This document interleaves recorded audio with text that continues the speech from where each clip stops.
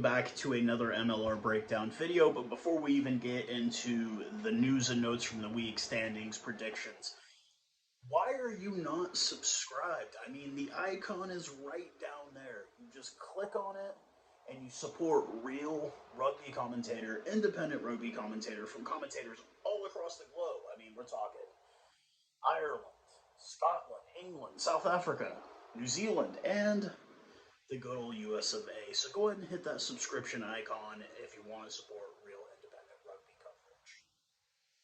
So here we are once again. Another round has come and passed. Let's go ahead and get into some of these games.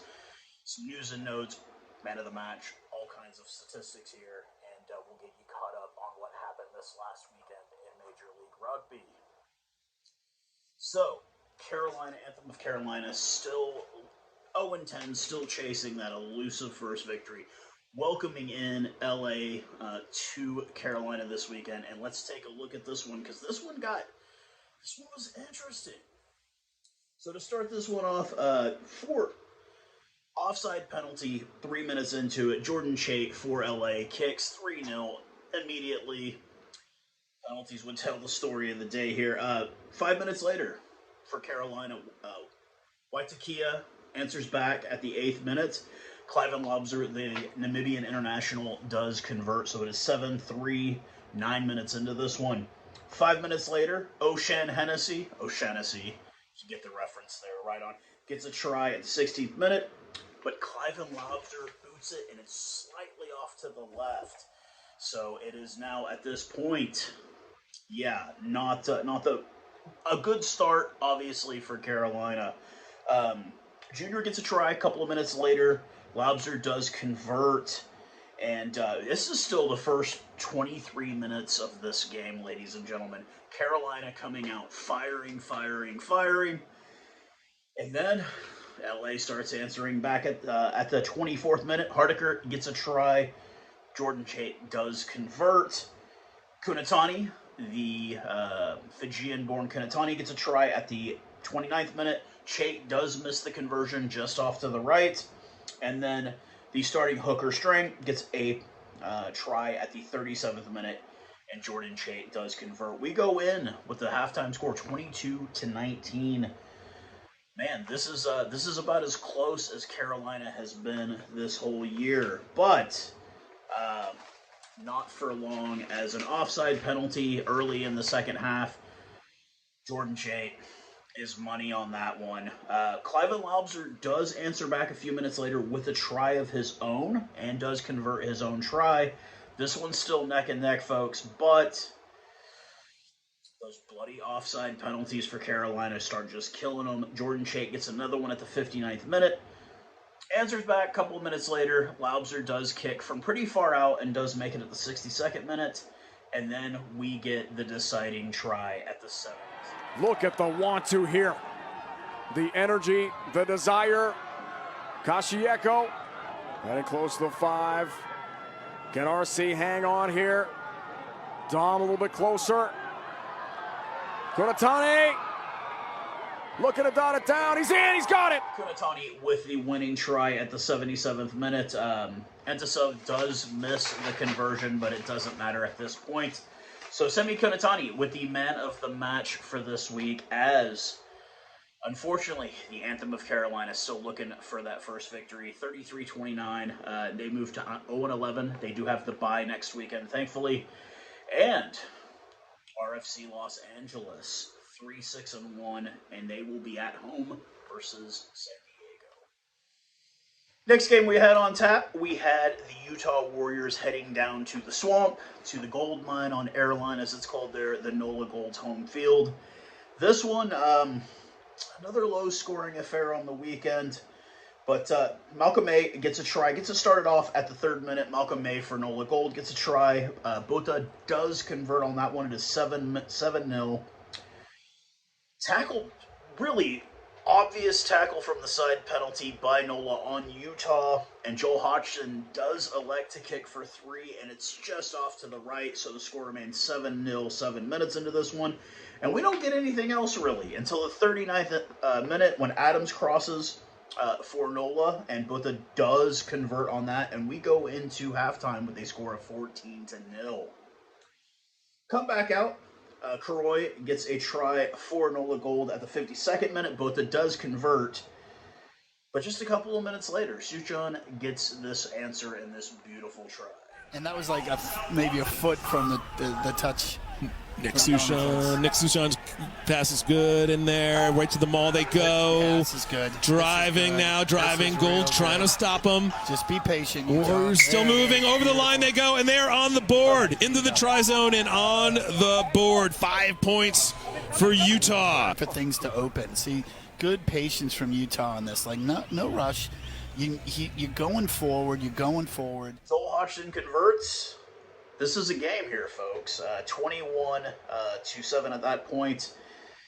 Lopetti does add another try a few minutes later for Utah, but unfortunately it's not enough as NOLA wins 21-14 in NOLA and moves into second place with a 6-4 record. Next week, NOLA will be at Chicago, and Utah falls to 4-7, and they will have the bye.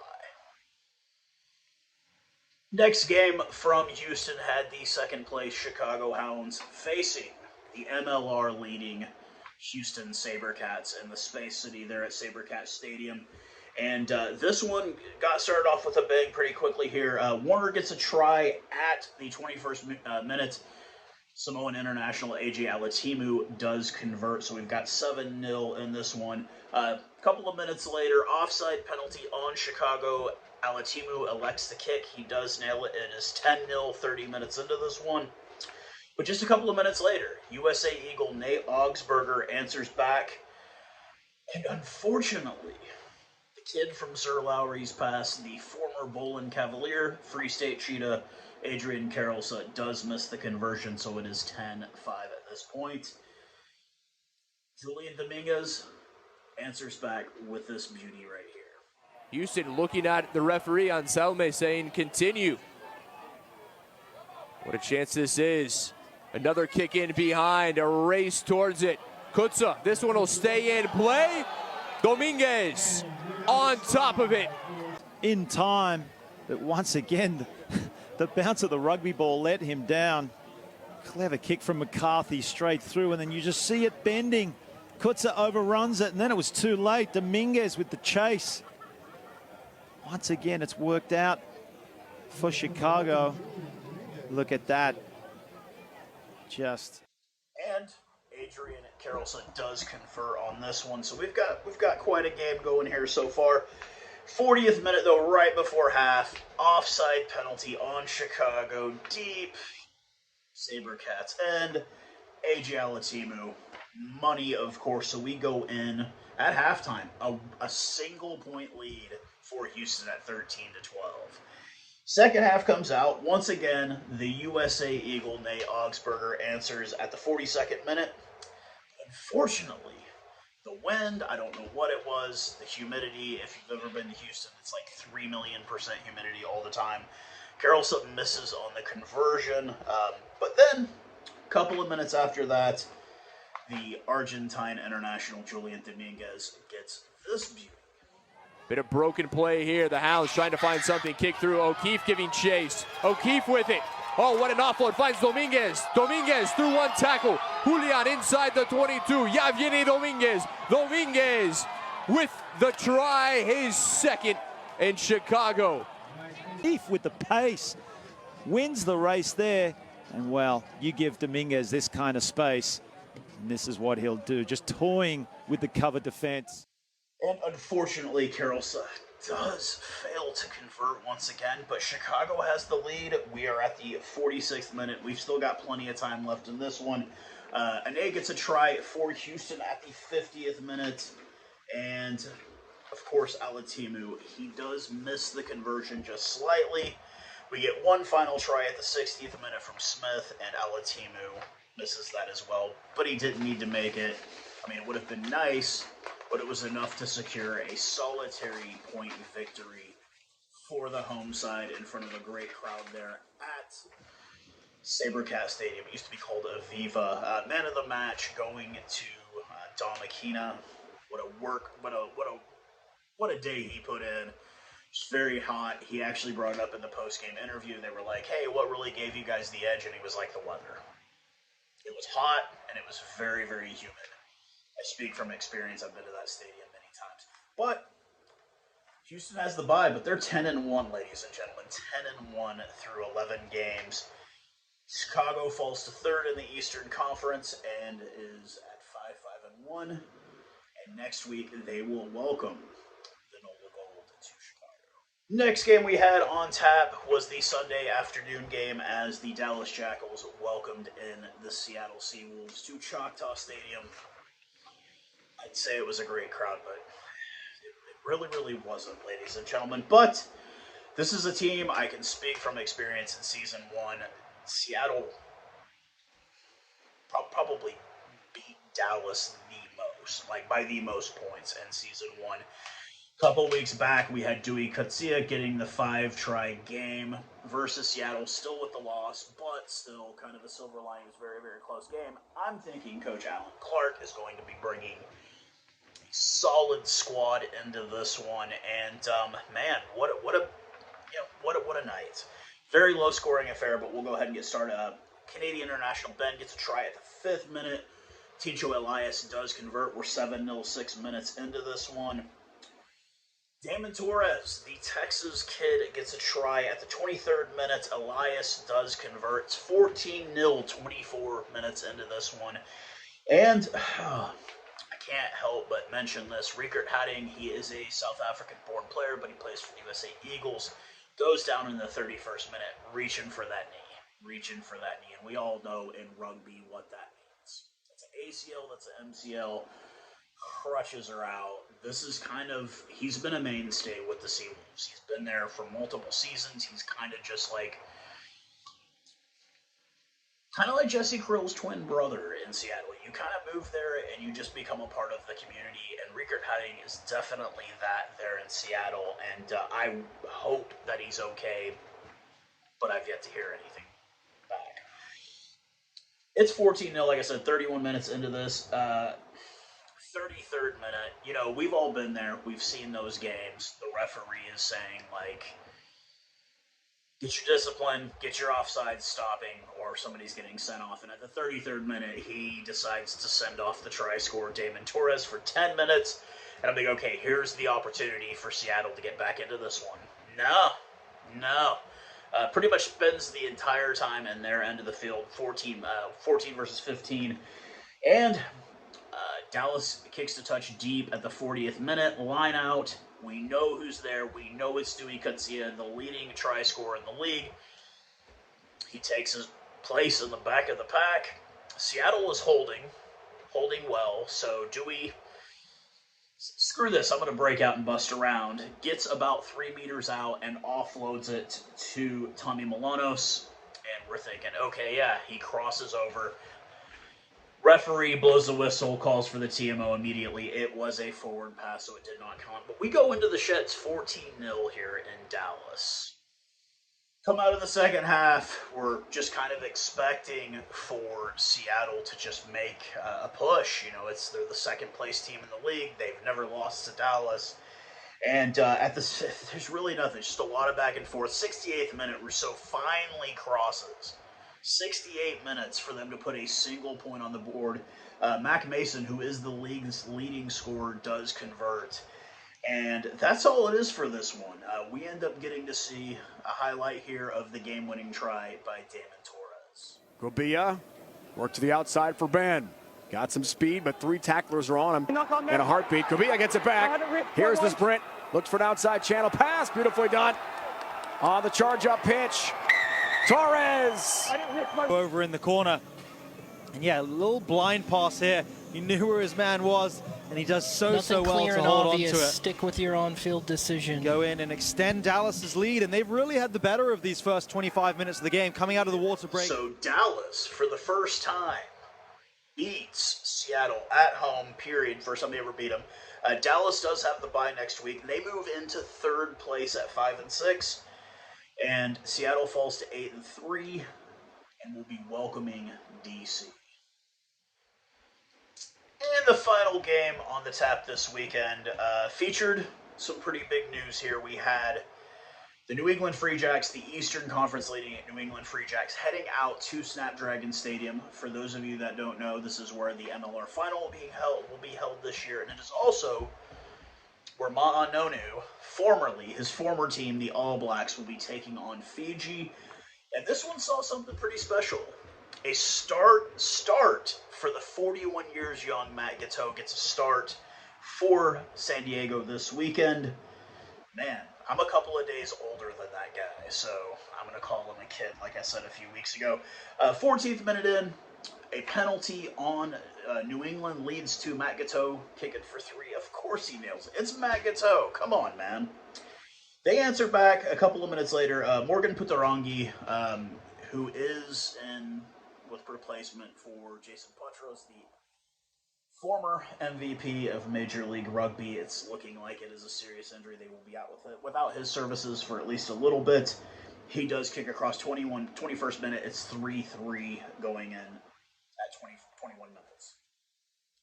Then, at the 29th minute, we get this beautiful try by Sandy. So play continues. Roach with the throw. Peterson rises above. Here comes Cowan inside. Afungia, the number 8 for San Diego. Tupa Afungia across and down for the first try of the game. Tupa Afungia. A good angle on him.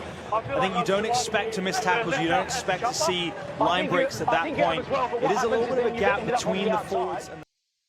Afungia with the try at the 29th minute. Gateau, of course, converts. It's 10-3 at this point, and a late penalty by New England at the 38th minute leads to another Matt Gateau. I mean, come on. It's Matt Gateau. He's not going to miss very many kicks. And we go into halftime with a score of 13-3. Coming into the second half, though, you're knowing something's going to have to happen. Something's going to have to change. There's too much offensive firepower on both of these teams for it to be such a low-scoring affair. And Davidowitz does answer at the 41st minute. Morten Putarangi does convert.